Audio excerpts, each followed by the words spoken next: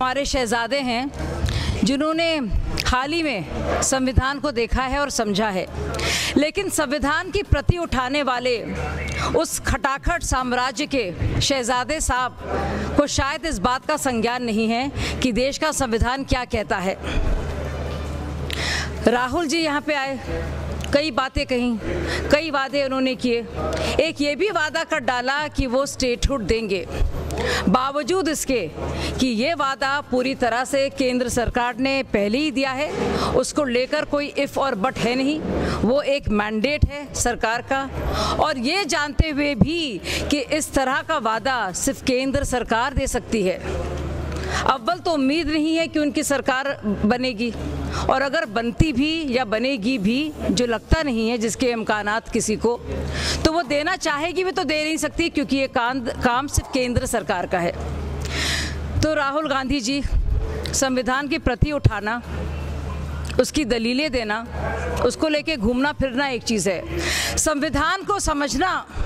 बहुत बड़ी चीज़ है। दूसरी बात, नए नए आरक्षण परस्त हैं भाई साहब, हमारे खटाखट साम्राज्य के शहजादे साहब, और ये कहते जा रहे हैं आरक्षण की बातें। अपने पिता की बात को उन्होंने नकारा, अपनी दादी की बात को उन्होंने नकारा, अपने परदादा की बात को भी उन्होंने नकारा, सोचिए, और अब कहने लगे आरक्षण की बात। ये वही राहुल गांधी है जिनके पूरी परिवार ने लगातार कहा था ना जात पर ना पात पर मोहर लगेगी हाथ पर, जिनके परदादा ने बाकायदा पत्र लिखे थे हर एक सीएम को और कहा था कि अगर हम लोग मेरिट पर नहीं और आरक्षण पर के हिसाब से प्रतिनिधित्व करेंगे तो जो शब्द का इस्तेमाल किया था मैं शब्द कहने से बचूंगी, लेकिन कहा था वो देश के लिए अच्छा नहीं होगा। सोचिए, उनकी परदादी जिन्होंने ये इंश्योर किया कि बाबू जगजीवन राम कभी भी प्राइम मिनिस्टर ना बने, क्योंकि अगर खुदा ना खास्ता वो एक बार बन जाएंगे तो हटेंगे नहीं, वो राहुल गांधी जिनके पिताजी ने 10 साल तक मंडल कमीशन को लटका के रखा, वो राहुल गांधी जो खटाखट साम्राज्य के बेताज बादशाह हैं, शहजादे हैं, वो अब कुछ ऐसे वादे करने आ रहे हैं जिन वादों से उनका लेना देना नहीं है। काश उन्होंने संविधान पढ़ा होता, काश जिस संविधान की परस्ती वो कर रहे हैं, ले लेकर घूम रहे हैं, उसकी प्रतियों को जगह जगह दिखा रहे हैं, काश वो जानते कि उस लाल किताब में क्या है। साथियों, सबसे पहले तो ये कि जिस तरह से उन्होंने वादे खटाखट के किए थे, वैसे ही जो वादे स्टेटहुड के कर रहे हैं, वो वादा ना सिर्फ एक डिक्लेरेशन है बल्कि केंद्र सरकार द्वारा सुनिश्चित पहले किया गया है, और संभव नहीं है किसी भी तरह से कि वो यानी कि राहुल गांधी बावजूद इसके जो इसके, हालांकि मुझे इसके इम्कानात नज़र नहीं आते कि वो कभी भी राज्य सरकार के तहत वो कानून हो कि वो किसी भी यूटी को राज्य बना दे या किसी राज्य को यूटी बना दे। ये काम सिर्फ और सिर्फ सेंटर का होता है। एज ए डोगरा, आपको पता है कि हमने कभी भी, डोगरों ने अपनी आन बान शान के साथ कभी समझौता नहीं किया, और डोगरा वॉरियर्स ऐसे वॉरियर थे हिंदुस्तान में, दूसरे राजाओं ने जो भी लड़ाई लड़ी है with in the territory of India लड़ी है, लेकिन डोगरा वॉरियर्स, मैंने कहा कि 125 साल 1822 से लेके 26 अक्टूबर 1947 तक महाराजा हरि सिंह जो last ruler of the Jammu Kashmir state थे, उन्होंने रूल किया और बड़े डिग्निफाइड तरीके से डोगरा ने अपना रूल्स किया। कहीं भी यहाँ पे हिंदू मुसलमान की बात नहीं हुई, कहीं कोई कन्फ्लिक्ट नहीं हुई, कहीं कोई इस किस्म की बातें नहीं हुई। लेकिन मैंने 1931 की बात की है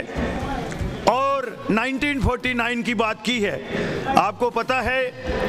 कि यहाँ पे मुझे लगता है कि उसमें कांग्रेस का उस समय भी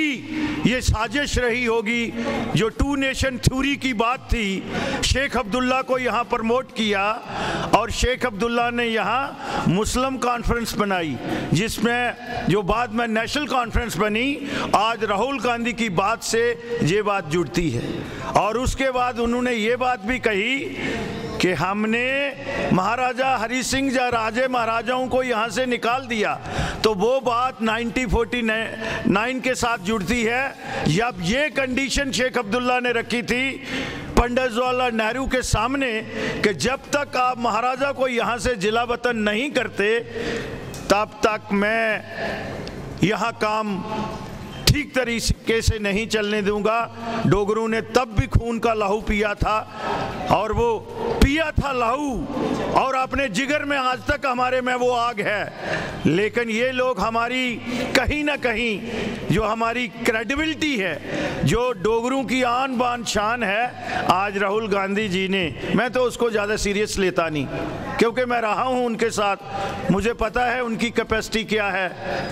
और मेरा काफ़ी आना जाना रहा है वहाँ पे। मैं उन बातों में नहीं जाऊँगा, मैं तो ज़्यादा सीरियस नहीं लेता। लेकिन मुझे ये मेरी ड्यूटी बनती है कि मैं अपने जो फोर फादर्स हैं, जो यहाँ के हमारे राजे महाराजा रहे हैं, जिन्होंने ये जम्मू कश्मीर की रियासत को कार्व किया था, मैं उनको डिफेंड तो कर सकता हूँ। महाराजा के साथ जहाँ डोगरों के साथ इंसाफ नहीं किया है। मेरी लड़ाई कांग्रेस में भी रहते हुए जम्मू को पॉलिटिकली एम्पावरमेंट के लिए हम लड़ते थे, जम्मू का हिस्सा मांगने के लिए लड़ते थे, और वो लड़ाई आज भी जारी है। और भारतीय जनता पार्टी ने उसका डिसाइड, अगर आप देखेंगे 2019 5 अगस्त को एक बहुत बड़ी लाइन ड्रा कर दी है। मुझे लगता है कि ये इलेक्शन जो है ये जम्मू कश्मीर की आने वाली जो पीढ़ियाँ हैं वो फेट डिसाइड करेगी। लेकिन मैं फिर उसी पे आता हूँ कि मेरे महाराजा के लिए जो उन्होंने साजिश की और जो शब्द उन्होंने इस्तेमाल किए हैं कि हमने राजे महाराजाओं को निकाल दिया, बिना शर्त माफी मांगे राहुल गांधी और कांग्रेसी, नहीं तो हम डोगरे हैं। अगर हम एक्सेशन लासा तक जा सकते हैं तो ये कांग्रेस और नेशनल कॉन्फ्रेंस को भी बेफिटिंग रिप्लाई दे सकते हैं।